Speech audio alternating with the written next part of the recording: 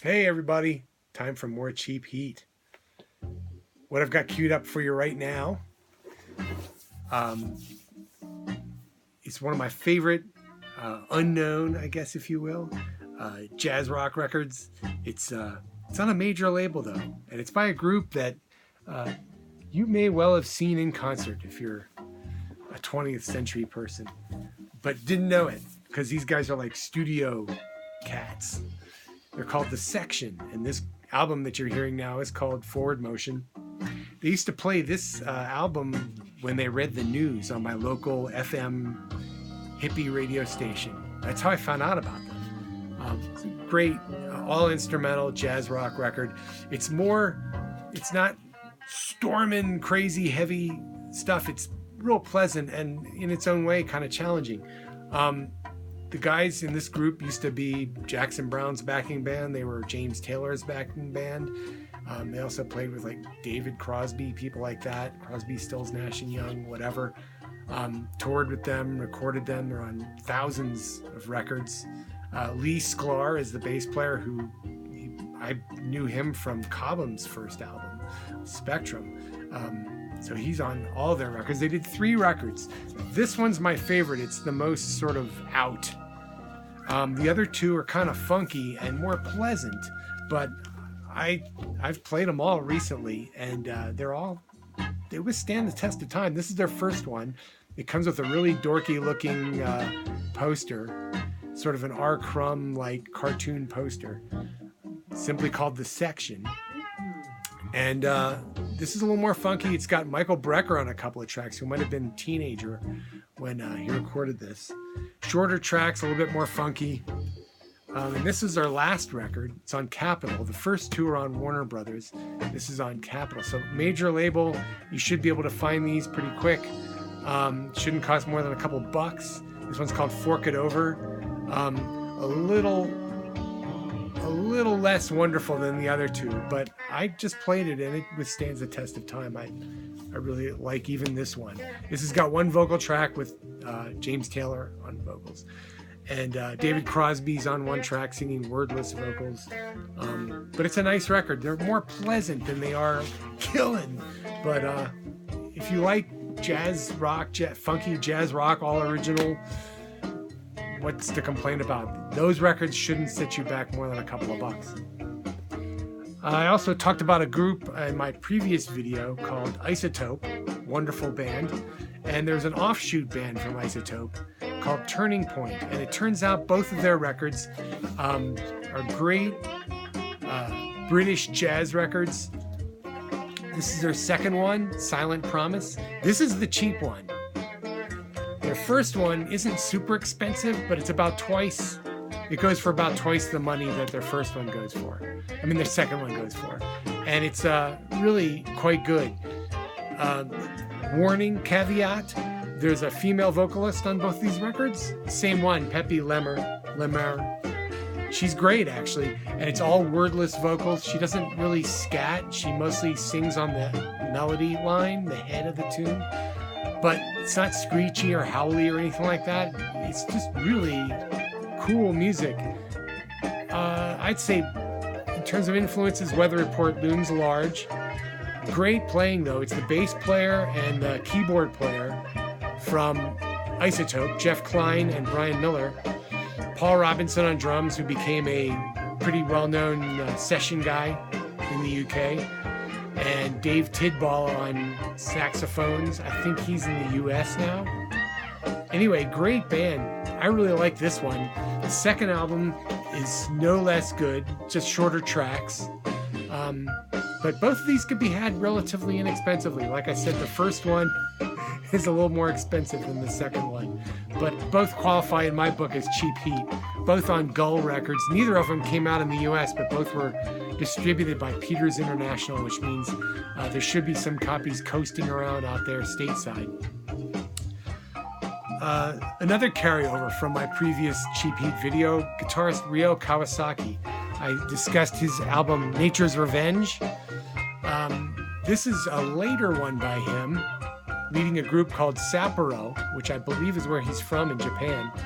He's the main cat in this group. It's a guitar, bass, drums trio.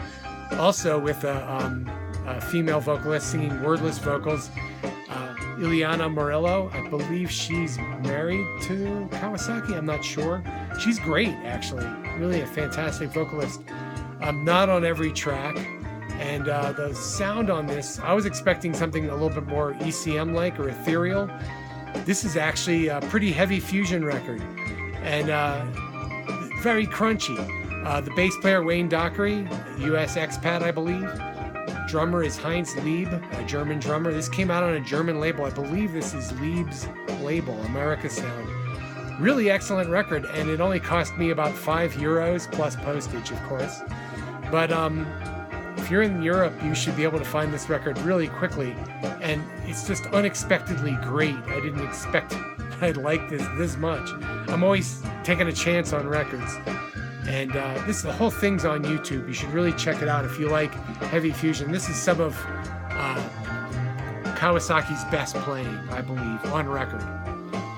Speaking of Rio Kawasaki, I usually don't like to talk about like big name artists on these Cheap Heat videos, but sometimes you can't help yourself. A record like this is so cheap and it's so awesome that you absolutely have to rave about it. Elvin Jones did a number of albums, especially for the Vanguard label, that don't go for much coin at all.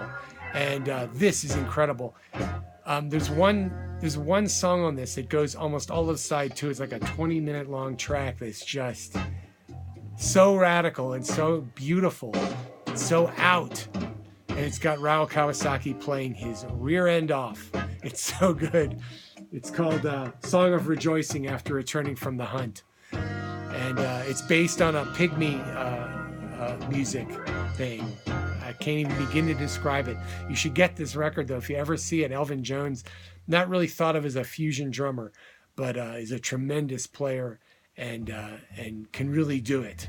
Really delivers on this record. Rio Kawasaki's all over the thing. They even play one of his tracks. Gene Perla on bass. Albert Daly on keyboards. Lots of Rhodes on this. Tons of percussion. Super record. Elvin Jones, the main force on Vanguard. So the rest of this broadcast, if you will be taken up talking about a couple of different groups whose entire output, like the section, qualifies as Cheap Heat. And the first such group I'm going to discuss is Natural Life out of Minneapolis, Minnesota. This is their first and cheapest record. Several copies bouncing around on Discogs for less than $10. In good shape.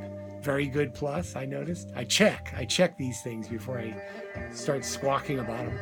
And for a jazz rock group of the 70s, they have a kind of a unique sound, more akin to the Fourth Way, more like plugged in jazz that occasionally gets out a little bit.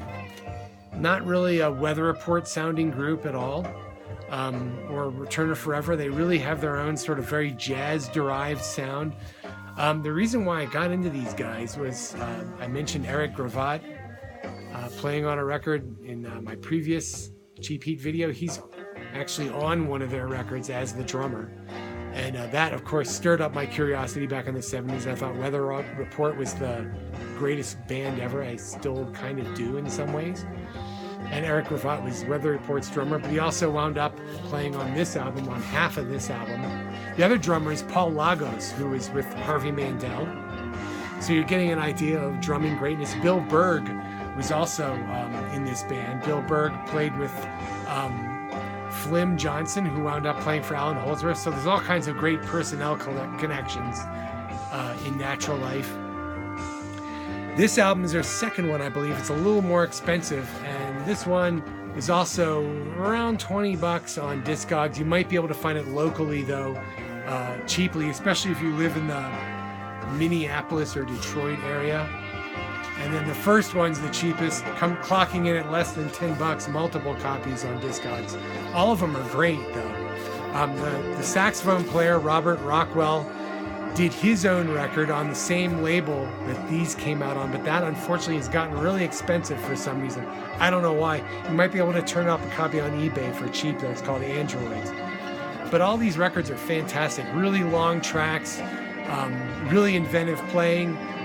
The group was co-led by two brothers, Willard and Robert Peterson, both of whom wound up in Ben Sidran's band later on. Mike Elliott's the guitar player. He did a number of really fine records, also on the ASI label. Really should check those out, especially the one called A Trio, which is, as you might imagine, a trio. Anyway, Natural Life, I heartily recommend all three of these records. Another group that really belongs in the Cheap Heat Hall of Fame, all-time Hall of Fame, is Quartet Music out of LA. And they also did 3 records. This one's called Ocean Park. That's the Richard Diebenkorn painting on the cover, also called Ocean Park. This one's called Window on the Lake. Beautiful record. And this one's called simply Quartet Music. They are all on the Nine Winds label out of LA, run by Vinny Golia, amazing reed player, and sort of a mentor to many of the jazz players on that scene. I've never met Mr. Golia, but I hope I do someday. He's really an amazing player and a creative force. And you're gonna, well, you already know who's in the band, right? Nels Cline, now a guitar superstar. He's all acoustic on all 3 of these records, but let me tell you, you got to get these records. Jeff Gauthier, who started his own label, Crypto Gramophone, and Alex Klein, Nels' twin brother, who's one of the amazing drummers of our time, and Eric Von Essen, a bass player who also plays chromatic harmonica, who unfortunately died in a car wreck. I hate that. I just hate that these guys are touring and whatnot and are prone to these accidents. God, it's just a tragedy. But anyway, I think the group ended when Von Essen passed away. But all 3 of these records are fantastic, and I would say the best way to describe them is acoustic Mahavishnu, blended with a little bit of ECM ambiance. All 3 of these records can be had for under $10. They're superb.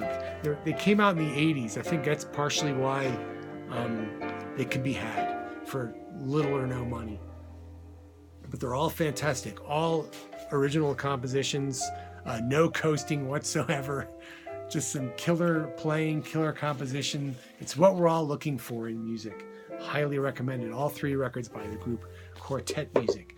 But mind you, all acoustic, not fusion, electronic, plugged in stuff, all acoustic. Here's another record I'm happy to recommend, Lenny Stern. This is called Clairvoyant. She's done a number of records. And actually, this one is the one that I've returned to most frequently. Mostly because Bill Frisell is also on it. So that's pretty amazing. She also recorded with Wayne Krantz on another one of her solo records. Anyway, Lenny Stern is Mike Stern's wife. Great artist in her own right. She's still touring. She comes here to Santa Fe, New Mexico regularly. I think she'll be playing at a local venue in the next couple of months. She has this really cool trio with 2 African musicians, a bass player and a guy who plays hand percussion, calabash and whatnot. She sings now. But anyway, her first 3 records are pretty straight ahead jazz. This one is the one that stands out to me because of Frisell's presence and also Paul Motion's on it. Actually, I think he's on all 3 of her first 3 records, all of which are on the Passport Jazz label. This is a really cool record. Actually, her first 3 or 4 records are really good. This one I would say is Cheap Heat because I really like this one. The other 2 definitely in the honorable mention classification. But Lenny Stern, really, really excellent player, really interesting player, and all original stuff. I think there's some standards on that one, but they do stuff with the standards that's really interesting. Another cheap heater that gets passed up because I believe the cover is rather unappealing, Roy Haynes.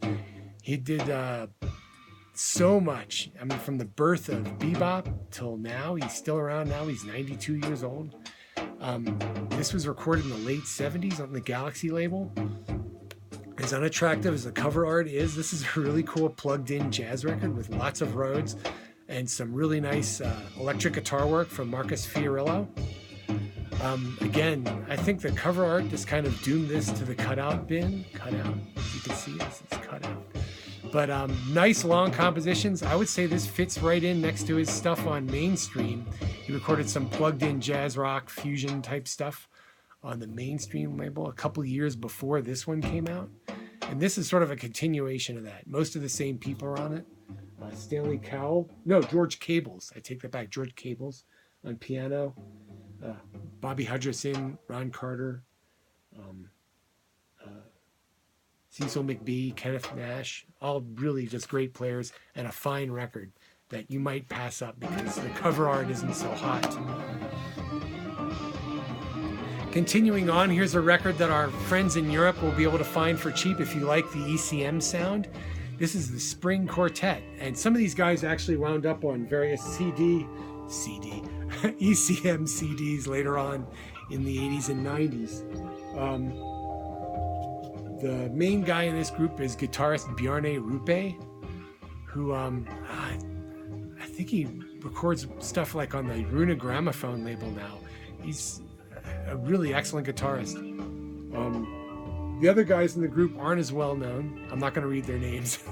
But this is a really cool album of ECM influenced jazz, sort of ethereal and atmospheric, but also digs in a little deeper at times. But it's really great. I mean, if you like ECM, you should pick this up, even though the cover doesn't look anything like an ECM record. It's a really great record. The lineup is guitar, saxophones, there's acoustic piano, bass, and drums on this. Highly recommended. I was actually kind of surprised. I got this in a mega swap with a friend who lives in Sweden, and this was like my favorite thing, and he just kind of threw it in. So the Spring Quartet. I've still got a little bit of album left, so I'm going to talk about one more. David Friedman. I might have talked about one of his previous records in one of my previous Cheap Heat videos. This one is also cheap. It's called Shades of Change. And the lineup on this is amazing. Anthony Cox, Ronnie Barrage, and the late Jerry Allen on piano. This really gets out there, but it's an incredibly good record. Vibraphone, if you're a Vibraphone fan, you really need to check out David Friedman. Ronnie Barrage is absolutely one of the great drummers of the 21st and 20th century, and hopefully the 22nd, who knows. Really long tracks. This gets into sort of a free jazz, free improv realm, but it's not like squonky or time-wasty or noodly. It's really happening. David Friedman was best known, I suppose, for his work with Double Image, with David Samuels also on vibes. But this isn't as pastel-hued as that. This is a lot more out there and a lot more challenging than Double Image. I really like this record. Really great. It's all acoustic. I don't think Jerry Allen plays any Fender Rhodes on this. And one more. Also on the Enja label is a record I've always really liked. John Stubblefield, great saxophone player, played with Miles Davis for a hot minute. This record is called Bushman Song, and it's also got Jerry Allen on it. Charnette Moffett, Victor Lewis, and Mino Sinaloo, also a Miles Davis guy. Stubblefield wasn't exactly the most prolific guy when it came to recording his own material, but I think this is his final record before he passed. He was in the World Saxophone Quartet for a good long while, but this is a great record. People talk about spiritual jazz. This record has that thing going for it all over the place. It's really an excellent record, very dynamic, very interesting, a really lasting listening experience all the way through from beginning to end. His other solo records, not quite as great as this, but I highly recommend this, Bushman Song on Enja. Anyway, that's it. The side is over, and I've talked about a bunch of records, and hopefully you can go out there and find them for next to nothing. Thanks again for listening and watching.